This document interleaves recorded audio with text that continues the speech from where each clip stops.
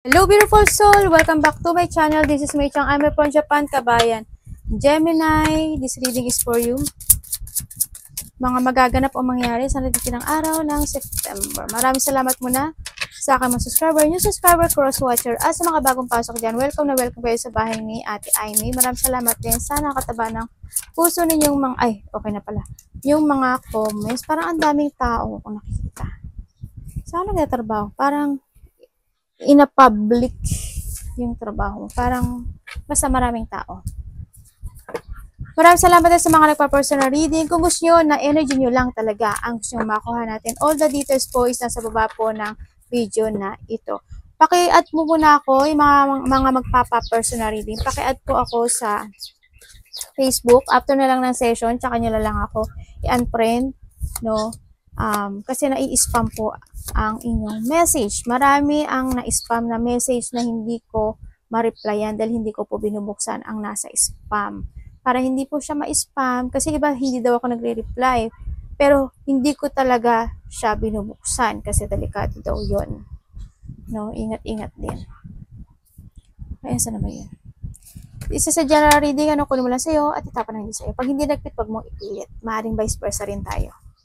You have the stork, may mga movement or pagbabago sa buhay mo. There's a new beginning. Kumbaga, malaking nangyari na pagbabago when it comes to yourself. Transformation to, no? Sobra. As in, parang handun ka sa situation na you're free, mga bagong bagay, bagong pangyayari, bagong hindi naman actually bagong pangyayari, bagong simula. Yun ang pinaka-the best. And you have the bear, yun nandun na maaaring bumabalik na yung power mo, yung lakas ng loob mo, na ma-manage mo na yung sarili mo, yung nararamdaman mo. Also, when it comes to finances, nandun na rin yung protection mo, no, sa sarili mo, no. Kumbaga, yun nga, lakas ng loob, bumalik na yun. Bumalik na yung power mo noon. Nandito rin yung, maybe, you want to protect anak mo, malapit sa puso mo, ganyan. Ay, ano ba to?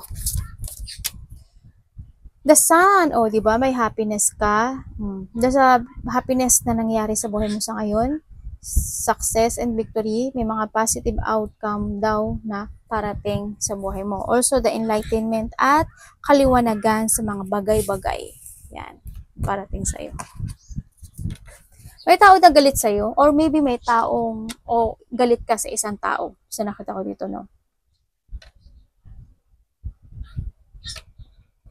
Alam mo,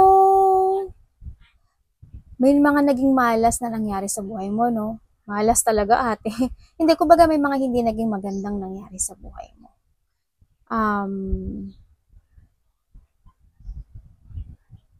I don't know why, pero may tao na nag-iisip ng hindi maganda sa'yo. Kaya siguro may nangyaring hindi maganda sa'yo.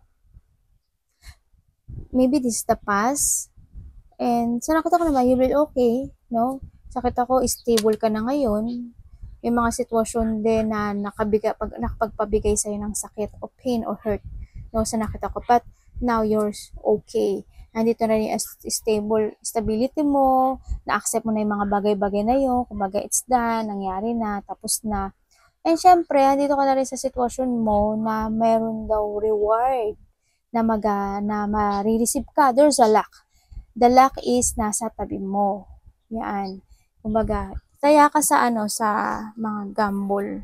Kumbaga, hindi man siya totally manalo ka sa gamble. Iba dito sa gamble. Iba dito may darating na swerte sa buhay mo. Kumbaga, sabi ko nga sa inyo, there's a beginning, victory and success, diba? Yes, there's a luck. Ako nakikita sa inyo. Kumbaga, may mga reward at may mga matatanggap daw kayo. But ito also, this a jackpot. Ano ibig sabihin? Iba dito is may matatanggap or maybe you wishing, no? Nag-hope ka ng lucky. May hino-hope ka pala eh. Iba dito lucky, may hino-hope kayo, may hino-hope kayong lucky sa buhay nyo, no, na maganap. May mga inaasam o desire manifesting. Sa ganun sa nakita ko dito. Pero try nyo rin, no? Titingnan natin na kung anong lucky to.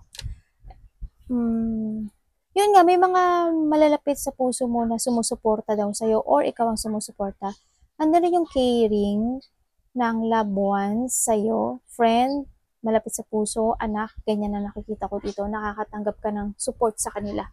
No, sa nakita ko dito. Yes, iba sa inyo, religious person kayo. Ano talaga yung, yung paniniwala sa taas sa nakikita ko dito. Kaya rin siguro kung may mga tao na nagko-curse sa'yo, hindi ka nila tatablan. Hindi ka tatablan. Kasi why? Kasi malapit ka sa taas. Nandito ka. Nandito rin yung worship, wishing for something. And talagang may galit sa'yo. Promise. May galit sa'yo. Someone's bullying. Pinagchichismisan ka raw. At may mga tao na hindi ka nila tanggap. At yun nga, hindi nagbubwisit. They bullying you. Embarrassment. May tao na ganun sa buhay mo. Magkakaroon daw ng mga conflict, disappointment. May tao daw na mawawalan ng respeto sa iyo or walang respeto sa iyo. Kasi magkatabi siya. Or maring ikaw, nawala ka na ng respeto sa tao na dati mong pinagkatiwalaan. Ganyan. Kumbaga, wala na yun. Wala na yung trust. Wala na. As in, maaaring nag-away kayo, nagkaroon kayo ng conflict, o hindi kayo nagkakaintindihan. Kaya ganun. Tingnan natin. First, anong pwede ko malaman kay Gemini sa course? Bakit nandiyan si course? Para saan? Dami naman. Ay, oo nga, no.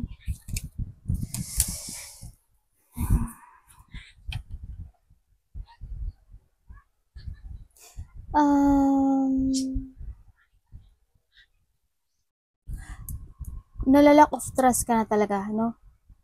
May taong wala kang tiwala. May taong wala ka ng tiwala, may taong na nagda-doubt ka. Kasi why? Yes, totoo naman, nakaka-doubt. Kasi niloloko ka niya. Nagsisinungaling itong taon na to.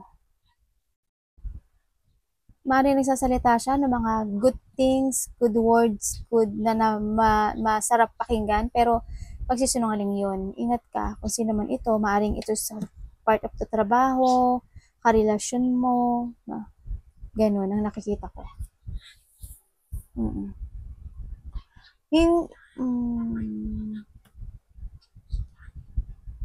May naghumuhusga sa'yo, oh.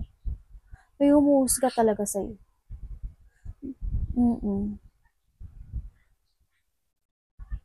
I don't know why, pero may galit ka ba na nararamdaman? Parang there's a self-hate o kaya guilty.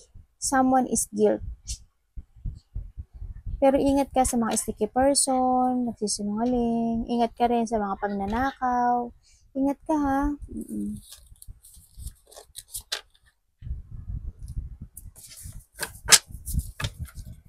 Ano'y okay kay Gemini?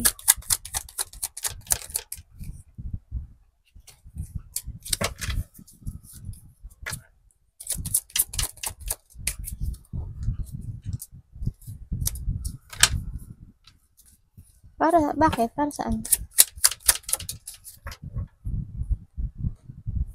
Ang alin?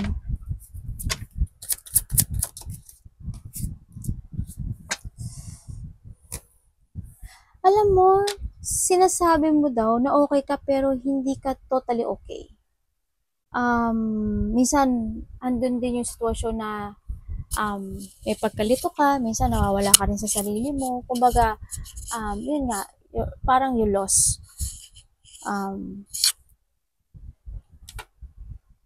Hindi ka daw nagtitiwala sa situation mo. Kumbaga, you have a deep one or yung mga decision ka na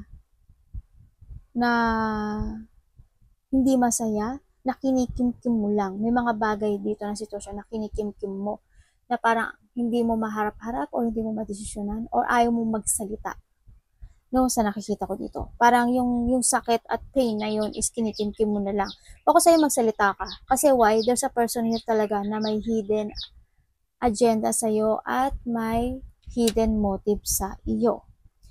Kung hindi ka magsasalita, walang mangyayari sa'yo. You need to decide. You need to use your mind and intellect. If you want to cross out, to cross it. If you want to talk, to talk. Para dumating si Lucky. Diba? Huwag ka lang pray ng pray. Kailangan mo rin kumilos. Kailangan mo magsalita. Kailangan mong magdesisyon dito sa buhay mo. Kumbaga, harapin mo yung takot. Harapin mo yung difficult na mga decision sa buhay mo. Yung mga obstacle na yan. Need mong harapin. Huwag mong katakutan. If you want to crossword, mag-crossword ka. Kailangan mong makita at buksan ang iyong mga mata. Ano ba yun, ate? No? Keep fighting lang. Siyempre, keep fighting. You are the survivor. Ang nakita ko dito, survivor ka talaga. Walang hindi pwedeng hindi mo ma-survive. Kasi survivor ka. Nakita ko sa Gemini.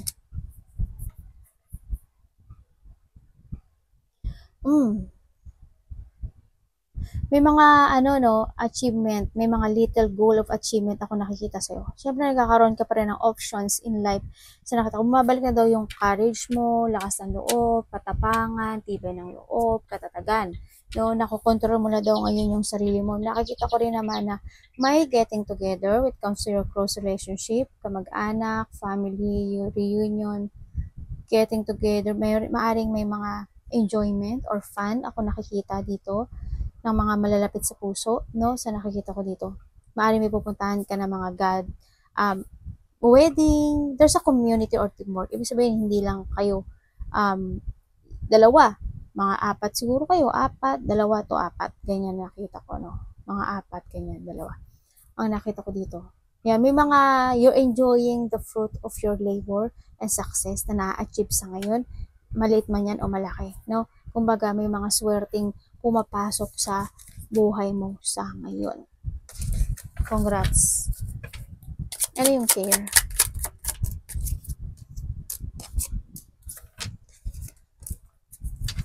Sinasabi dito,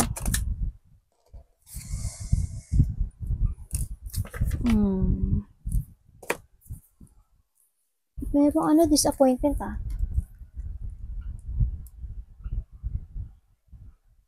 You are waiting for something.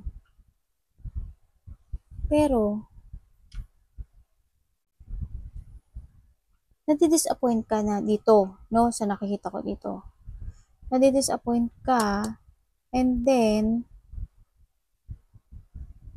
may tao dito na hindi siya pwedeng pagkatiwalaan eh.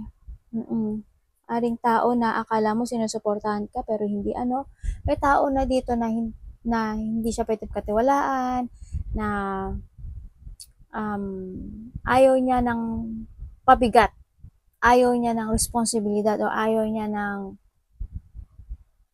mga anong pinakamagandang words doon? Basta ayaw niya ng ganun. Ayaw niya. May taong ganun. And then, or maybe sa'yo naman, na ang dami mong dinaranas ngayon na bigat na nararamdaman sa kayo, pero nahandyan yung mga malalapit sa puso mo para suportahan ka. Diba? Na nakapagbibigay sa'yo ng saya, joy. May tao dito na ikaw ba to? May problema ka sa pera? May problema ba sa inyo sa pera? Masakit ba yung ulo mo, paa mo, o sa sadness eh. May mga sitwasyon na hindi mo pa siya kayang i-accept sa ngayon. Na pinag-aaralan pa or pinag-aaralan eh. May mga sitwasyon na pinag-aaralan or you need need.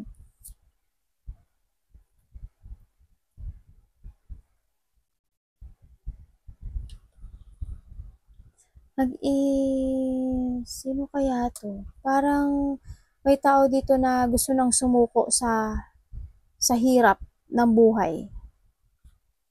I hope walang mag-collapse, I hope walang mag-collapse or sa sobrang dami ng problemang tirananas, struggle in life. I hope walang mag-collapse.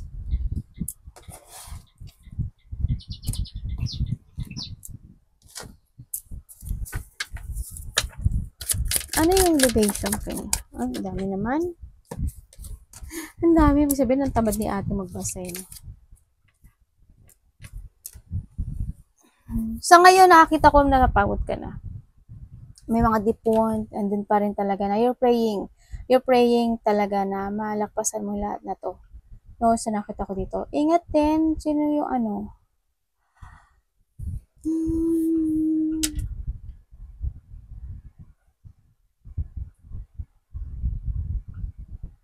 ibig sabihin, may winidraw ka na sa buhay mo.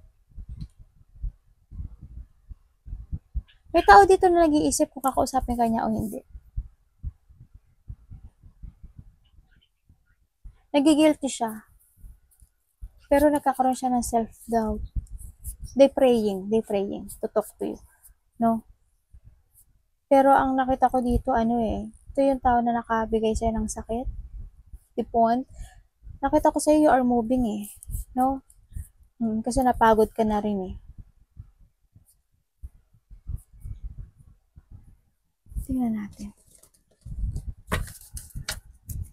Pwede ko malaman sa kanila. Ano yun?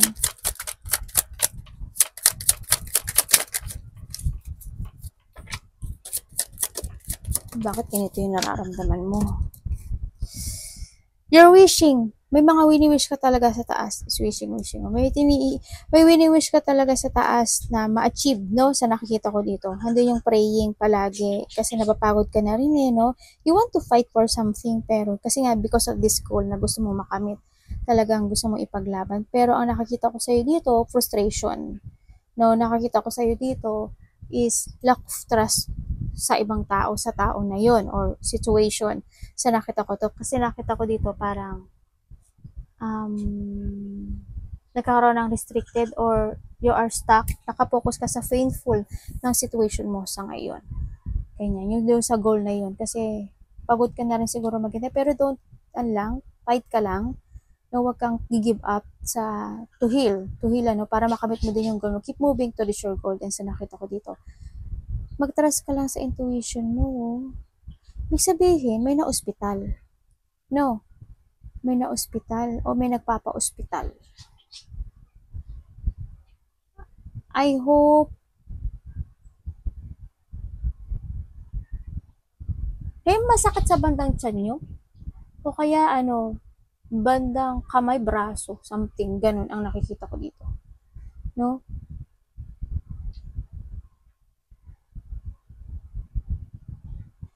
May travel ako nakikita sa inyo.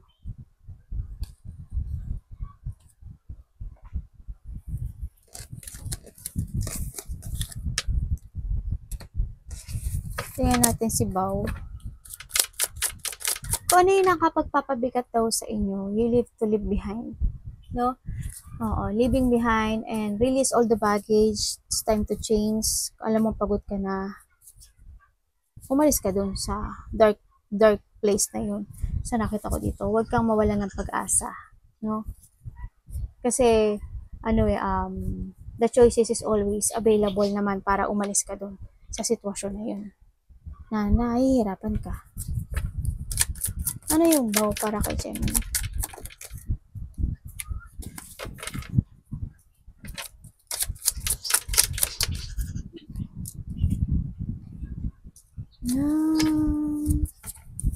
Ano to? Bakit?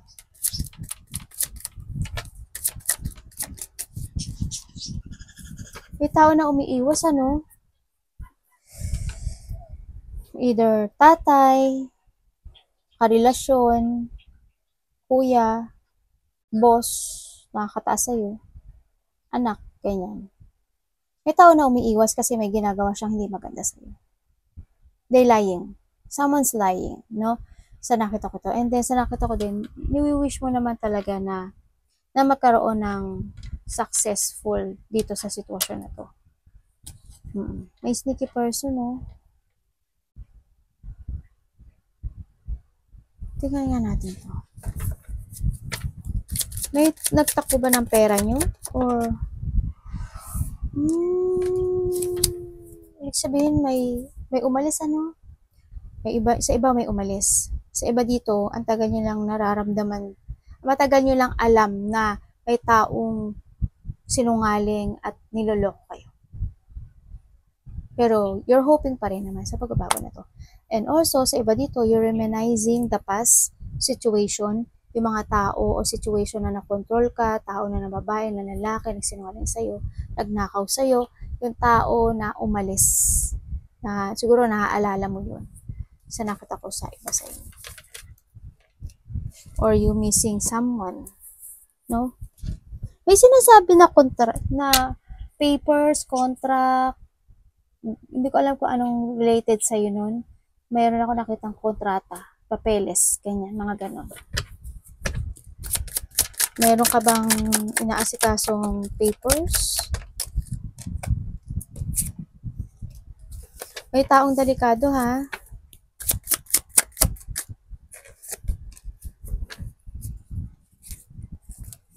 Sa ngayon, hindi ko nakikita ang stable ka eh.